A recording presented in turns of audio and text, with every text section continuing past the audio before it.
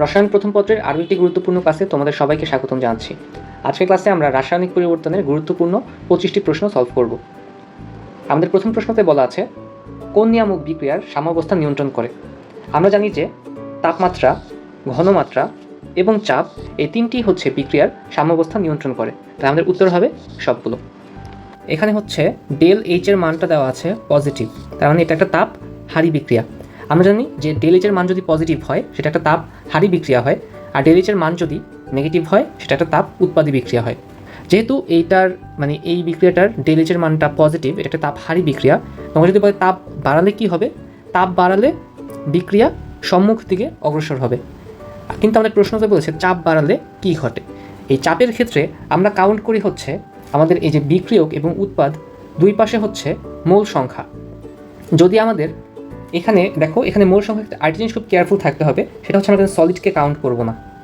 এই সলিডকে কাউন্ট করবো না, তাহলে আমাদের এখানে দেখো 4 মোল আছে, এই যে এটুকুতে আমরা 4 মোল পাই, এই 4 মোল H2O। আর এখানে হচ্ছে দেখো এখানে আমরা হাইড্রোজেন গ্যাস পাই হচ্ছে 4 মোল। আর এই যে ফেরাস যে আছে তিন অণু, বা হচ্ছে এখানে হচ্ছে ফেরিক অক্সাইড আছে, এটাকে আমরা কাউন্ট করছি না, কজ এটা হচ্ছে সলিড। তো এখানে যে অংশটা আছে দেখো, যে 4 বিয়োগ 4 যদি তুমি করো তাহলে তুমি কি পাচ্ছ? 0 পাচ্ছ না? 0 পাচ্ছ। তাহলে সাম্যাবস্থাতে কি থাকবে? অপরিবর্তিত থাকবে। এখানে হচ্ছে তোমার বিক্রিয়ক সাপোজ 3 আসলো, যে এই পাশে 3 আর এই পাশে আসলো হচ্ছে 4, তখন তুমি যদি চাপ দাও তখন বিক্রিয়া পশ্চাৎ দিকে অগ্রসর হবে। আর যদি এইভাবে দাও যে এদিকে হচ্ছে 4 এদিকে হচ্ছে 3, মানে কম, উৎপাদ কম, তখন চাপ দিলে বিক্রিয়ার সম্মুখ দিকে অগ্রসর হবে। আশা করি এই ধরনের এমসিকিউ আসলে তোমরা পারবে। তাহলে আমরা পরবর্তী প্রশ্নতে যাই। বলা হয়েছে যে 2 অণু সালফার ডাইঅক্সাইড গ্যাস এবং অক্সিজেন গ্যাস যুক্ত হয়ে সালফার ট্রাইঅক্সাইড উৎপন্ন করেছে 2 অণু। বিক্রিয়াটির সাম্য ধ্রুবক কত? তাহলে আমরা এখন বিক্রিয়াটির সাম্য ধ্রুবক Kc কে নির্ণয় করব, যে Kc ইজ ইকুয়াল টু, আমাদের দেখো যে এই পাশে কি আছে, আমাদের উৎপাদে আছে হচ্ছে সালফার ট্রাইঅক্সাইড। যেহেতু আমাদের এটা 2 অণু উৎপন্ন হয়েছে তাই এটার পাওয়ার হিসেবে 2 চলে যাবে। আর এবার নিচে লিখবো হচ্ছে আমরা বিক্রিয়ককে আছে হচ্ছে সালফার ডাইঅক্সাইড। যেহেতু সালফার ডাইঅক্সাইড 2 অণু আছে তাহলে এখানেও আমাদের ঘাত হবে 2। আর অক্সিজেন আছে 1 অণু, তাহলে শুধু অক্সিজেন আমরা এইভাবে লিখব। এখন এটাকে হচ্ছে আমরা জাস্ট সিম্পলি মানটা বসিয়ে দিই। তাহলে এটা দেওয়া আছে 0.33 স্কোয়ার, আর নিচে হচ্ছে 0.27, এটার উপর স্কোয়ার, আর অক্সিজেনটা দেওয়া আছে কত? 0.4। এটা যদি ক্যালকুলেশন করো তাহলে তোমরা 3.7345 এরকম একটা মান পেয়ে যাবে। আমাদের উত্তর হচ্ছে 1 নম্বর। ওকে, তাহলে আমরা এবার পরবর্তী প্রশ্নতে মুভ করব। Del N is equal to 0 হলে তাহলে কেসি এর মান কত? এই ডেল এন সমান সমান 0, তখন অ্যাকচুয়ালি কি হয়? তখন KP is equal to KC হয়। কেপি ইকুয়াল টু কেসি হলে এরা কি হয়? এরা হয় হচ্ছে একক বিহীন, এদের মধ্যে কোনো একক থাকে না, একক বিহীন হয়। তাহলে আমাদের বলো তো এখানে কোথায় একক বিহীন মান আছে? এই যে অবভিয়াসলি 2 নম্বরে আছে, বিতে 5.51 × 10⁻³ আমরা এবার 5 নম্বর প্রশ্নটা সলভ করব। এখানে বলা হয়েছে 45 ডিগ্রি সেলসিয়াস তাপমাত্রায় ডাইনাইট্রোজেন টেট্রাঅক্সাইড বিয়োজনে কেপি এর মান 3 ATM, সাম্য মিশ্রণে নাইট্রোজেন ডাইঅক্সাইডের আংশিক চাপ 0.41 ATM হলে ডাইনাইট্রোজেন টেট্রাঅক্সাইডের আংশিক চাপ কত ATM? আমরা প্রথমে হচ্ছে বিক্রিয়াটাকে সম্পন্ন করি। ডাইনাইট্রোজেন টেট্রাঅক্সাইড, এখান থেকে আমরা কি পাই? আমরা হচ্ছে 2 অণু নাইট্রোজেন ডাইঅক্সাইড পাই। তাহলে আমরা যদি এখান থেকে কেপি এর মান নির্ণয় করি, কেপি ইজ ইকুয়াল টু, আমাদের উৎপাদে কি আছে? নাইট্রোজেন ডাইঅক্সাইড আছে, আর দেখো যে 2 মোল কিন্তু, তাহলে হচ্ছে আমরা উপরে হচ্ছে স্কোয়ার দিয়ে দিব, আর নিচে হচ্ছে কি হবে? বিক্রিয়কটা হবে ডাইনাইট্রোজেন টেট্রাঅক্সাইড। ওকে, এবার আমরা মানটা বসিয়ে ক্যালকুলেট করে দিব। তাহলে 0.41 হোল স্কোয়ার, আর নিচে হচ্ছে 3। এটা ক্যালকুলেটরে করলে তোমরা হচ্ছে 0.05603 ATM পেয়ে যাবে। এটা কি আমাদের কোনো অপশনে আছে? এটাতে নেই, 0.056 নট 65। ওকে, তার মানে এটার অ্যান্সার হচ্ছে কোনোটি নয়। আই হোপ তোমরা এটা বুঝতে পেরেছ। আমাদের পরবর্তী প্রশ্নতে বলা হয়েছে যে A+3B এখানে একটা উভমুখী বিক্রিয়ার সংকেত দেওয়া আছে, অর্থাৎ উৎপাদ থেকে বিক্রিয়ক এবং বিক্রিয়ক থেকে উৎপাদ পাওয়া যায়। C+2D বিক্রিয়াটির KC এর মান কত হবে? এটা আমাদের কী করবো, দেখো যে আমাদের উৎপাদে কী আছে, C এবং D আছে, তাহলে আমাদের হবে C এবং হচ্ছে D। এখন যেহেতু দেখো D এর আগে 2 আছে, 2 মোল আছে, তার মানে কি স্কোয়ার হয়ে যাবে উপরে, ডিভিশন। আমাদের নিচে কি হবে, বিক্রিয়ক, তাহলে এ তো একটাই আছে, তো বি আবার আছে হচ্ছে 3টা, তাহলে মাথায় কি হবে, কিউব হয়ে যাবে না? তাহলে আমাদের এই অপশনটা কোথায় আছে, আমাদের অপশন বিতে আছে। 7 নম্বর প্রশ্নতে বলা হয়েছে যে নিচের কোনটি ভৌত সাম্যাবস্থার উদাহরণ? এবং দেখো যে বরফ থেকে যে পানি 0 ডিগ্রি সেলসিয়াস তাপমাত্রার বরফ, 0 ডিগ্রি সেলসিয়াস তাপমাত্রার পানি, তো এটাও একটা ভৌত সাম্যাবস্থা। তাহলে আমরা বলতে পারি যে আমাদের এ এবং বি দুইটা হচ্ছে এখানে সঠিক, আমাদের ডি নাম্বারটা হচ্ছে এখান থেকে অ্যান্সার। ভৌত বলতে আমরা এমন বুঝি যেখানে হচ্ছে বিক্রিয়ার পর নতুন কিছু তৈরি হয় না, তো রাসায়নিক বিক্রিয়া কিন্তু নতুন কিছু তৈরি হয়। আই হোপ তোমরা এটা জানো। আমরা এবার 8 নম্বরে আসি।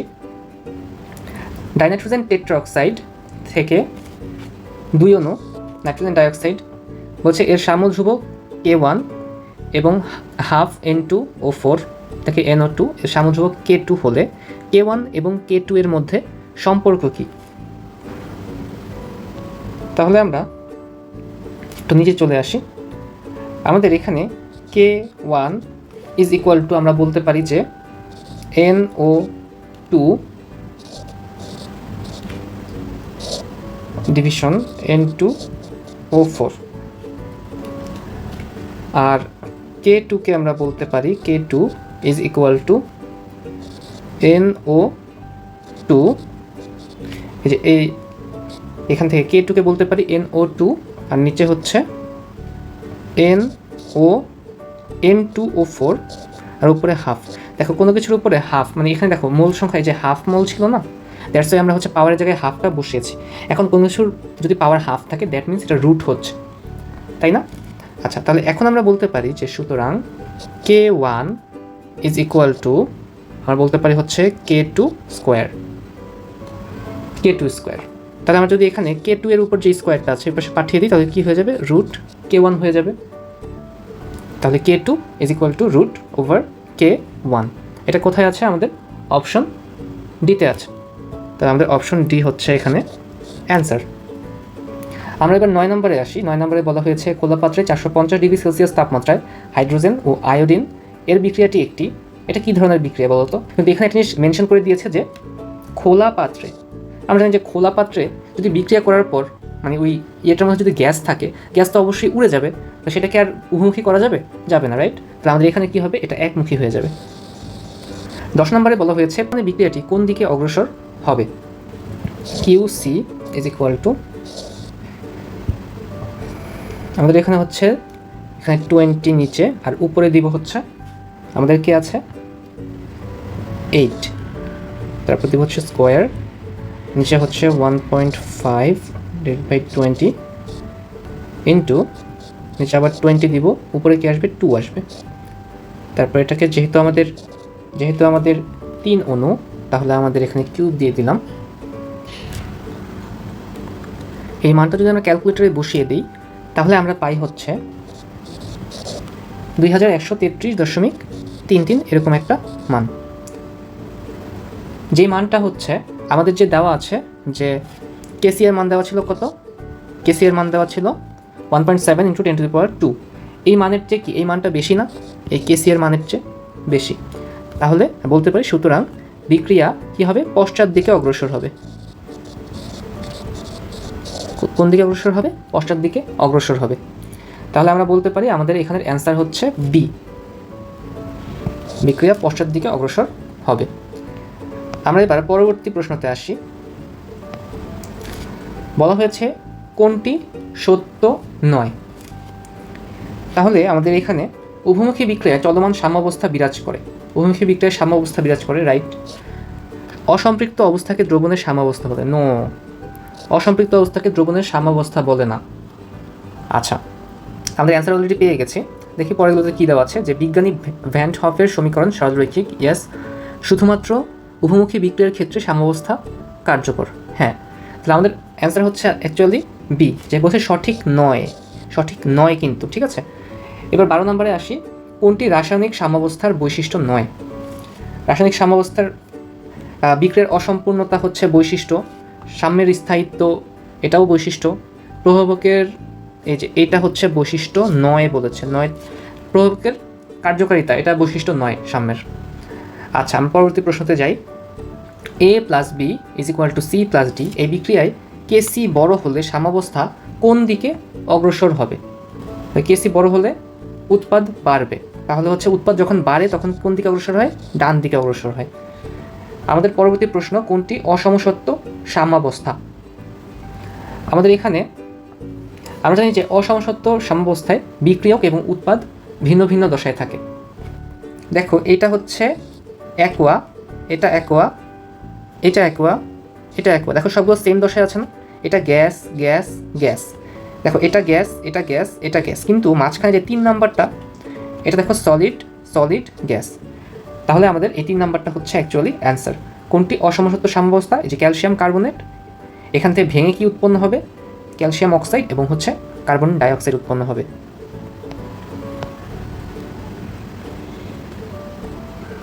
আমরা এবার পরবর্তী 15 নম্বর প্রশ্নতে যাব। বলা হয়েছে তাপমাত্রা বাড়ালে তাপহারী বিক্রিয়ায় সাম্যাঙ্ক কীভাবে পরিবর্তন হয়? আমরা জানি যে তাপহারী বিক্রিয়ায় ডেলএইচের মান পজিটিভ, তাই যদি তাপ বাড়ানো হয় তাহলে কি হবে? কেপি এর মান বাড়বে, তাহলে 15 বি নাম্বার হচ্ছে উত্তর। এবার দেখো 16 নম্বরে, তাপ উৎপাদী বিক্রিয়ার ক্ষেত্রে ভ্যান হফের সমীকরণের ঢাল, ঢালটা কীরকম হবে? ঢাল হবে হচ্ছে ধনাত্মক। তাপ উৎপাদী বিক্রিয়ার ক্ষেত্রে ভ্যান হফ সমীকরণের ঢাল হবে ধনাত্মক। 17 নম্বরে বলা হয়েছে N2 প্লাস O2 নাইট্রোজেন এবং অক্সিজেন বিক্রিয়া করে নাইট্রোজেন অক্সাইড নাইট্রোজেন মনোক্সাইড, এই বিক্রিয়ায় চাপ বাড়ালে কি হবে? আমরা এটাকে ডিসকাস করেছি। দেখো যে এখানে যদি আমরা দেখি এই পাশে দেখো এটা 1 প্লাস এটা হচ্ছে 1, আর এই পাশে 2টা আছে 2 অনু, তাই দেখো এই পাশেও 2 এর পাশেও 2, তাহলে কি মানে বিয়োগ করলে 10 শূন্য থাকবে না এখানে? তো যদি শূন্য থাকে তাহলে কি হয়? অপরিবর্তিত থাকে। আমরা সেম টাইপের একটা কোশ্চেনও সলভ করেছিলাম, তাই 17-এর সি নাম্বার হবে আমাদের উত্তর। এবার 18-এর বলা হয়েছে যে নিচের কোনটি সাম্যাবস্থার উপর তাপমাত্রার প্রভাব? সাম্যের অবস্থানের উপর প্রভাব, হ্যাঁ এটা সত্যি। সাম্যাঙ্কের উপর প্রভাব, আচ্ছা কোনোটি নয় না, কোনোটি তো নয় হবে না, তাহলে আমাদের অ্যান্সার হবে হচ্ছে 2টা, এ এবং বি উভয়ই। সাম্যের অবস্থানের উপর প্রভাব, সাম্যাঙ্কের উপর প্রভাব। 19 নম্বরে আমাদের বলা হয়েছে কোনটি উভমুখী বিক্রিয়াকে একমুখী করার উদাহরণ নয়? এটা তো দেখো যে এটা গ্যাসটা উড়ে যাচ্ছে, উড়ে গেলে তো এটা আর ফিরে আসবে না। সো আমাদের এইটুকুতে এই যে ক্যালসিয়াম অক্সাইড থেকে তুমি আবার ক্যালসিয়াম কার্বনেটে ফিরে যেতে পারবে না, এটা যেহেতু উড়ে চলে যাচ্ছে, তাহলে এটা হচ্ছে আমাদের একমুখী বিক্রিয়া। বলছে যে একমুখী করার উদাহরণ নয়। আবার দেখো যে এখানে হচ্ছে যে তলানি জমেছে, তাই না? অধক্ষেপ জমেছে, তাহলে এটাও কি? এটাও হচ্ছে আমাদের একটা একমুখী বিক্রিয়া। 20 নম্বরে বলছে যদি বেটা মোল পদার্থের আলফা মোল বিয়োজিত হয় তবে বিয়োজন মাত্রা কত? আলফা বাই বেটা। 21 নম্বর প্রশ্নে বলা হয়েছে এবি থেকে এ প্লাস বি, এই বিক্রিয়ায় সাম্যধ্রুবক নির্দিষ্ট তাপমাত্রায় 5 × 10⁻⁵ মোল পার লিটার, 50 × 10⁻10 মোলার ঘনমাত্রার এবি দ্রবণ নিয়ে কাজ করা হলেও একই তাপমাত্রায় সাম্যাবস্থায় সৃষ্টি হয়। সাম্যাবস্থার এ ও বি এর ঘনমাত্রা কত?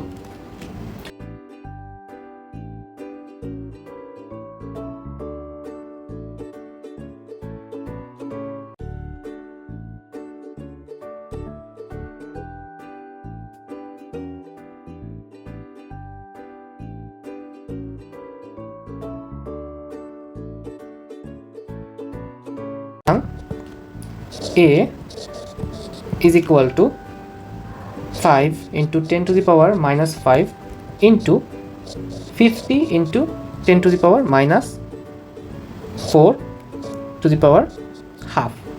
ডি নাম্বারটা হচ্ছে এখানে অ্যান্সার। 22 নম্বরে বলা হয়েছে কোনটি সাম্য ধ্রুবকের বৈশিষ্ট্য নয়? দেখো তাপমাত্রার উপর নির্ভরতা এটা বৈশিষ্ট্য, তারপর হচ্ছে বিক্রিয়ার ব্যাপ্তি সম্বন্ধে ধারণা দেওয়া, ওকে এটা সঠিক, এটা কিন্তু বলছে যে বৈশিষ্ট্য নয়। সি নাম্বারে বলা হচ্ছে বিক্রিয়ার গতি সম্বন্ধে ধারণা দেওয়া, না গতি সম্বন্ধে ধারণা দেওয়া নয়। চাপের উপর অনির্ভরতা, আচ্ছা দেখো, তাহলে আমাদের বলছে যে কোনটি সাম্য ধ্রুবকের বৈশিষ্ট্য নয়। আমাদের নয় যেহেতু বলছে, আমাদের অ্যান্সার হবে সি। আচ্ছা, তারপর 23 নম্বর প্রশ্নটাতে দেখো যে এখানে সাম্য ধ্রুবক কত এটা বের করতে বলেছে। সাম্য ধ্রুবক, বিক্রিয়াটির সাম্য ধ্রুবক কত। তো সাম্য ধ্রুবক বের করার জন্য আমরা কি করব বলো তো? আমরা লিখব যে কেসি ইজ ইকুয়াল টু, দেখো এখানে হচ্ছে হাইড্রোজেন কত গ্রাম দেওয়া আছে, 16 গ্রাম, তাই না? এবং আমাদের এখানে আয়োডিন দেওয়া আছে কত গ্রাম, 254 গ্রাম। ওকে, তো আমাদের এখান থেকে হচ্ছে এটা লিখবো। আর এই পাশে দেখো যে হাইড্রোজেন আয়োডাইড দেওয়া আছে হচ্ছে 1280 গ্রাম। তো আমরা লিখি যে এই দেখো এইটার জন্য এই যে 16 গ্রাম আছে এটার জন্য, আর এটার জন্য আমরা কি লিখতে পারি, এখানে লিখতে পারি যে যেহেতু 16 গ্রাম তাহলে 16, আচ্ছা এটাকে একটু নিচে লিখি, এখানে এটা ভালো বোঝা যাবে না। কেসি ইজ ইকুয়াল টু, দেখো যে 16 গ্রাম হাইড্রোজেন, তাই না? তাহলে 16/2। আর দেখো তো আয়োডিন কত গ্রাম আছে এখানে, 254 গ্রাম। 254 গ্রাম, এটাকে 254 দ্বারা ভাগ করব। কেন? কারণ হচ্ছে আয়োডিন দুইটা আছে এখানে, একটা আয়োডিনের ভর হচ্ছে 127 গ্রাম, দুইটা আয়োডিনের ভর হচ্ছে 254 গ্রাম। আর নিচে হচ্ছে আমাদের যাবে হচ্ছে এটা, এই যে এটা সবার নিচে আসবে। তো নিচে চলে আসলে আমাদের কী হবে, এটা আসবে হচ্ছে 1280 ডিভাইডেড বাই হাইড্রোজেন আয়োডাইডের জন্য আমাদের ভর হচ্ছে কত, 127, আর হাইড্রোজেনের জন্য হচ্ছে 1, তাহলে 128। ওকে, তো এটা এখন আমরা কী করবো, এটা হচ্ছে একটা জিনিস খেয়াল করো যে আমরা বিক্রিয়া যখন লিখবো তখন কিন্তু আমাদের দুইটা হাইড্রোজেন আয়োডাইড উৎপন্ন হয়, তাই না? তো দুইটার জন্য আমাদের এখানে কী চলে আসবে, স্কোয়ার চলে আসবে। তো এটা যদি ক্যালকুলেশন করো, ক্যালকুলেশন করলে অ্যান্সারটা আসবে হচ্ছে 0.08। আমাদের পরবর্তী প্রশ্নটাতে বলা হয়েছে যে 25 ডিগ্রি সেলসিয়াস তাপমাত্রায় ফসফরাস পেন্টাক্লোরাইড থেকে ফসফরাস ট্রাইক্লোরাইড উৎপন্ন হয়েছে এবং হচ্ছে ক্লোরিন গ্যাস উৎপন্ন হয়েছে। বিক্রিয়ার জন্য কেপি দেওয়া আছে, বিক্রিয়াটির কেসি কত। এখন আমরা তো জানি, তাই না, যে কেপি সমান KC into RT to the power del N. এখন এখানে কার কার মান দেওয়া আছে, দেখো কেসি এর মান দেওয়া নেই, তো কেপি এর মান দেওয়া আছে। তারপর হচ্ছে বাকিগুলোর মান কিন্তু আমরা জানি, এখানে আমি লিখে দিচ্ছি। দেখো যে এখানে আমরা বের করবো কাকে বলো তো, কেসিকে বের করবো। তাহলে কেসিকে রেখে দাও, এই যে কেসিকে রেখে দাও, কেসি তাহলে সমান এটা এমন হয়ে যাবে না, উপরে কেপি আর নিচে RT to the power del N. এখন এই যে কেপি, এই কেপি এর মান কত দেওয়া আছে, 0.01। আর নিচে এই যে এই আর এর মান কত বলতো, এই আর এর মান কি, সমান 0.082, তাই না? তো এটা বসিয়ে দাও 0.082। আর এই টি এর মান কত বলো, এই টি এর মান হচ্ছে দেখো টি 25 ডিগ্রি সেলসিয়াস দেওয়া আছে, 25 ডিগ্রি সেলসিয়াস। তাহলে আমাদের এটা 273 যোগ হয়ে কত হয়ে যাবে, 298 হয়ে যাবে। তাহলে গুণ 298। আমরা এটাকে জাস্ট ক্যালভিনে রূপান্তর করলাম, কারণ এটা করার জন্য আমাদেরকে ক্যালভিনে রূপান্তর করতে হবে। তো এটাকে তুমি যদি ক্যালকুলেশন করো তুমি কি পেয়ে যাবে, তুমি পেয়ে যাবে হচ্ছে 5/298। তাহলে আমাদের অ্যান্সার হচ্ছে কোনটা বলো তো, ডি নাম্বারটা। এবার আমরা আজকে ক্লাসের শেষ প্রশ্নটিকে সমাধান করব। এখানে বলা আছে যে আংশিক চাপ বের করতে বলা হয়েছে। দেখো ডাইনাইট্রোজেন টেট্রাঅক্সাইড এটা যদি বিক্রিয়া করানো হয়, এটা ভাঙলে কি পাওয়া যায়, N2O4। এখান থেকে দেখো যে 2 অণু নাইট্রোজেন ডাইঅক্সাইড পাওয়া যায়, তাই না? তো আমাদেরকে বের করতে বলেছে আংশিক চাপ। তো আমরা আংশিক চাপের জন্য আমরা কি করব, দেখো যে কেপি বের করতে হবে। কেপি সমান আমাদের হচ্ছে, দেখো নাইট্রোজেন ডাইঅক্সাইড কয় অণু আছে, 2 অণু, তাই না? পি স্কোয়ার, তাহলে নাইট্রোজেন ডাইঅক্সাইড। আর ডাইনাইট্রোজেন টেট্রাঅক্সাইড কত আছে, 1 অণু আছে। আমাদের এখানে লিখবো যে N2O4। এখন বলো তো আমরা কোনটার মান এখান থেকে, মানে কোনটার মান নেই এখানে। দেখো আমরা তো এটা বের করছি, তাই না, যে একে তো আমরা বের করতে হবে আমাদের। এটা আমাদের প্রশ্নতে বলা আছে যে এটার আংশিক চাপ কত। তাহলে আমরা আংশিক চাপ ওরটা বের করব। তার মানে ওকে হচ্ছে আমাদের এই কেপি এর জায়গায় রিপ্লেস করে দিব। কিন্তু উপরে যে নাইট্রোজেন ডাইঅক্সাইড আছে এটার মানটা তো বের করতে হবে। এটা আমরা সাইডে বের করি। দেখো যে তুমি যদি এটাকে বের করতে চাও, দেখো 2 alpha divided by 1 plus alpha into P. তাহলে আমাদের এখানে, তাহলে দেখো যে এখানে 2 ইন্টু এটা বিয়োজন ধ্রুবকের মান কত দেওয়া ছিল, বিয়োজনের পরিমাণ দেওয়া ছিল হচ্ছে 0.5। তাহলে আমরা হচ্ছে 0.5 লিখি, 0.5, আর পি এর মান দেওয়া ছিল হচ্ছে 15 ATM, আর নিচে হচ্ছে 1 + 0.5। তাহলে উপরে তো থাকে হচ্ছে আমাদের 15 আর নিচে থাকে হচ্ছে 1.5, তাহলে আমাদের অ্যান্সারটা আসে হচ্ছে 10, তাই না? তাহলে আমরা এখান থেকে 10 পেলাম এটার মান। আচ্ছা, তাহলে আমরা এখন এখানে জাস্ট কি করব, আমাদের দেখো আমরা বের করছি হচ্ছে যে পি অফ N2O4 সমান সমান, তাহলে দেখো যে কেপিটা নিচে চলে আসবে আর উপরে তো P2NO2 আছেই, তো মানটা বসিয়ে দাও। তাহলে উপরে 10 আর কেপি এর মান দেওয়া আছে দেখো যে 0.668, তাহলে 0.668 বসিয়ে দাও। তারপর ক্যালকুলেশন আচ্ছা এখানে হচ্ছে 10-এর উপর একটা স্কোয়ার আছে, এখানে ক্যালকুলেশন করলে আমাদের আসে 150 ATM। ঠিক আছে, তো এই ছিল হচ্ছে 25টা প্রশ্ন। তবে এখনই এই চ্যাপ্টারটা শেষ হয়নি, এই চ্যাপ্টারে আরেকটা পার্ট বাকি আছে, ওই পার্ট থেকে হচ্ছে আরও কিছু প্রশ্ন সলভ করানো হবে। তো পরবর্তী ভিডিও দেখার আমন্ত্রণ জানিয়ে আজকে ক্লাসটা এখানেই শেষ করছি। সবাইকে অসংখ্য ধন্যবাদ।